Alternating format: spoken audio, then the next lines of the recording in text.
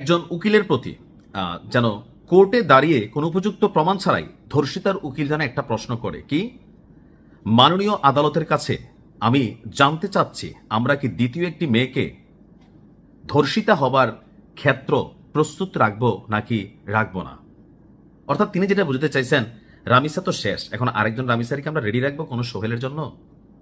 আজকের এই ভিডিওটা সর্বোচ্চ শেয়ার আহ্বান জানিয়ে শুরু করছি। একজন ভাই হিসাবে, বাবা হিসাবে, একজন চাচা হিসাবে, যে যেই পরিচয়, মা হিসাবে, বোন হিসাবে, সবাই সর্বোচ্চ শেয়ার করবেন। আমরা প্রধানমন্ত্রী জনাব তারেক রহমানের কাছে জানতে চাই, আদৌ কি রামিসাকে হত্যার বিচার হবে? আদৌ কি বাংলাদেশ কোনো ইতিহাস তৈরি করবে?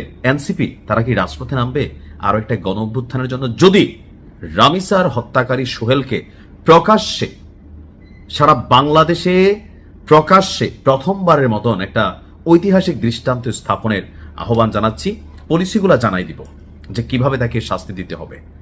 মাঝে মাঝে কি মনে হয় জানেন, যে যদি কোনো প্রধান বিচারপতি অথবা কোনো মন্ত্রী এমপির তাদের যদি কোনো বাচ্চা নাতি পত্তি যারা আছে তাদেরকে যদি এইভাবে ধর্ষণ করা হয়, তাহলে কি ওই দিনও বিচারিক প্রক্রিয়া এইভাবে চলবে, নাকি ধরেন আন্ডারগ্রাউন্ড ডন দিয়া অথবা আইন শৃঙ্খলা বাহিনী দিয়া ক্রস ফায়ার করে মাইরা ফেলা হবে, হয়তো এটা প্রকাশিত করা হবে না। কিন্তু আমরা যারা সাধারণ মানুষ আছি, যাদের ছোট ছোট সন্তান আছে, তারা ভাবি পাশের বাসার ফ্ল্যাটে যেই থাকে এই হারামি, আসলে তার কাছে আমার মেয়েটা নিরাপদ কিনা, এই ভবনটা আমার জন্য নিরাপদ কিনা। সোহেলের সর্বোচ্চ দৃষ্টান্তমূলক শাস্তি দাবি করছি, পাশাপাশি তার স্ত্রী স্বপ্নারও, সেও সমান অপরাধী। আজকের এই ভিডিওতে এই রাষ্ট্রের কাছে প্রশ্ন রাখতে চাই, সাফাবাজি, স্বাধীনতা, এই বংশং সাইরা মানুষ যেটা চায় এই দেশের ইতিহাসে, এই ডক্টর ইউনুস, সুদি ইউনুস শালা নিজেরা সত্যরা খাইয়া গেলি, কিন্তু তাদের সময়ও ঐতিহাসিক একটা ধর্ষণের ঘটনা ঘটছে। ওই দিনও যদি এই ইউনুস গঙ্গা এই বিচারটা করত যে ধর্ষণের শাস্তি কি হবে, তাহলে হয়তো আজকে রামিসার মতন মেয়েকে জীবন দিতে হতো না। রামিসার বাপ বলছে বিচার চাই না, কেন জানেন? আমরাও জানি বিচার হবে না, আলোচনায় থাকবে 2-4-5 দিন। রাষ্ট্র যখন দেখবে এটা খুব বেশি ভাইরাল, আরেকটা ঘটনা রাষ্ট্র নিজে ঘটাবে অথবা কাউরি দিয়া ঘটাই দিবে, আমরা সবাই সেটার পিছনে দৌড়াবো। কোথাকার রামিসা? এই জন্য রামিসার বাপ বলছে এই রাষ্ট্রের প্রতি ওয়াক্তু বিচার চাই না। আজকে রামিসার বাবা, রামিসা কালকে আপনার মেয়ে, আমার মেয়ে না, এটাকে আপনি ভাবতে পারেন? কথা বলছি আমাদের ছোট্ট একটা শিশু, মানে একটা ফুল, মিরপুরের পল্লবীতে 7 বছরের ছোট্ট একটা বাচ্চা, মানে এটা তো মহিলা মেয়ে কোনোভাবে, মানে জেন্ডার হিসেবে সে একটা মেয়ে। এতটুকুর বাইরে এই মেয়েটার মধ্যে কি আছে? আর এই যে রিক্সা মেকানিক সোহেল, সেই যে ঘটনাটা ঘটাইছে, আজকে আমরা পুলিশের জবানবন্দিতে দেখলাম, পুলিশের কাছে তার দেওয়া জবানবন্দি, তার স্ত্রী স্বপ্না ঘটনার দিন সকালে তার কৌশলে তার বাসায় নিছে। আমার ধারণা এদের আরেকটা প্ল্যান ছিল, সেটা হচ্ছে অপহরণ করবে, কিন্তু কোথাও না কোথাও যখন পরিস্থিতি বিগড়ে গেছে, এরা করছে কি, তো সেই জায়গা থেকে সম্ভবত প্ল্যান পরিবর্তন হয়েছে। কারণ স্বপ্না বলছিল সোহেল বিকৃত লেভেলের মেন্টালিটির একজন মানুষ, অতীত সম্ভবত এমন অনেক ঘটনা করছে, এগুলা পার পাইয়া গেছে, আর এখন এখানে এসে এই রামিসাকে এরা টার্গেট করছে। আজকে পুলিশের কাছে দেওয়া জবানবন্দিতে অনেক চাঞ্চল্যকর তথ্য বের হয়ে আসছে।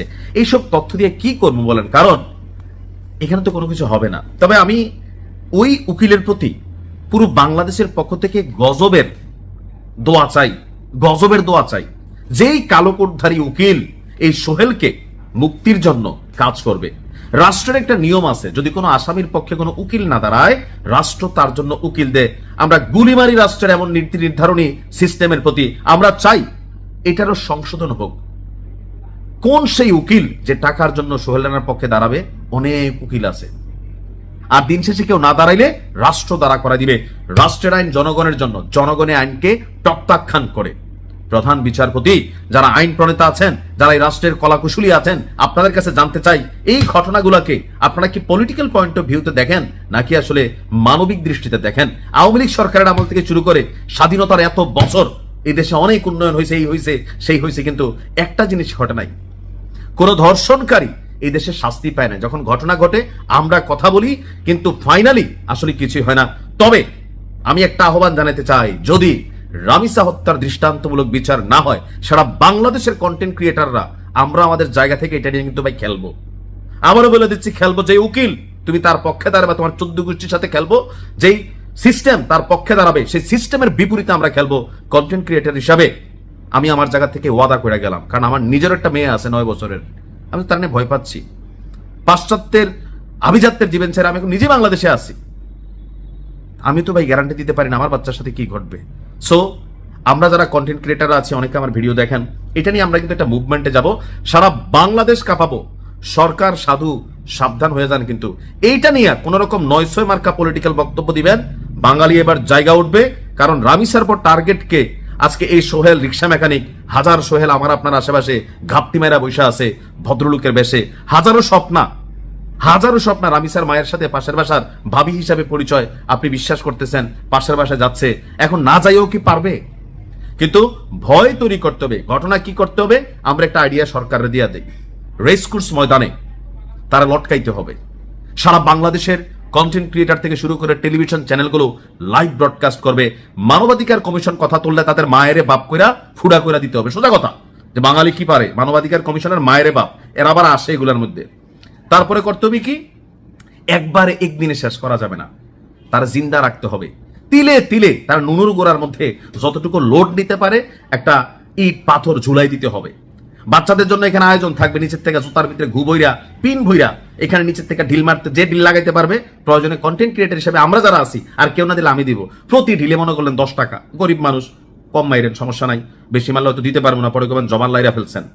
এরপরে তারা মনে করলেন যে এরকম বাইধা রাখবে, সারা বাংলাদেশ দেখবে, সে পানি পানি করবে, আমরা পানি দিব না, কাউয়া আসবে, চিলা আসবে, ঠোকর দিবে, তারপর তার নুনুর গোড়ার মধ্যে নাগা মরিচের পেস্ট করে একটু একটু করে আমরা লাগাই দিব, সে চিল্লাবে আর আমরা সেখানে হাততালি দিব। সারা বাংলাদেশে যে লুকায়িত সোহেলগুলো আছে, রিক্সা মেকানিক, আর যেই মেকানিক হোক, যেই বেশে হোক, অনেক ভদ্রলোক এই কাজ করে, তারা দেখবে দিনের যতক্ষণ তার দম না যায়, প্রতিদিন তার নুনুর গুলোতে নাগা মরিচ পেস্ট দিতে হবে। এটা যদি এই বাংলাদেশে একবার করতে পারে, এটা গুলি করবেন, মরে যাবো না ভাই, তার মৃত্যু এত সহজেই দেশ কইতে দিবে না। এটা ব্রডকাস্ট হইতে থাকবে, তারপর ড্রোনের মধ্যে লাগাইয়া তার কাছে মাইক পাঠানো হবে, সোহেল কেমন লাগছে, রাগ করলা? ওই দিন সোহেলের অনুভূতি কি, এটা আমার দেখার খুব ইচ্ছা। রাষ্ট্রের মধ্যে যত সোহেলরা আছে, আগামীতে বা অনেকের মনে এরকম ধান্দা আছে, পলিসি প্ল্যান, আজকে যখন আমি ভিডিওটা করছি, হয়তো আরো একটা রামিসার জন্য আরেকটা প্রেক্ষাপট তৈরি হচ্ছে। কে সেই রামিসা? সেটা কি আমার মেয়ে, আপনার মেয়ে, আপনার বোন? একজন বাবা হিসাবে যখন আমি চিন্তাটা করি বা এই ঘটনাগুলো পড়ি, চোখে তো দেখি নাই, পুরোটা বডিরে পার্ট পার্ট করে ফেলছে।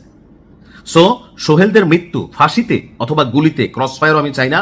আমি চাই, আমি যেটা বলছি, প্রয়োজনে আরো যাদের কাছে আইডিয়া আছে, হ্যাঁ, মানে এরকম ভাবে জীবন শেষ করানোর জন্য, তো আপনারা দিতে পারেন। আমি আবার জানি না ভিডিওটা আবার কপিরাইট খায় কিনা, বা ধরেন ভায়োলেন্স ক্যারেক্টারে যায় কিনা জানি না, তবে আসলে মনের যে ক্ষোভটা আছে পুরোটা এখানে আমি প্রকাশ করছি।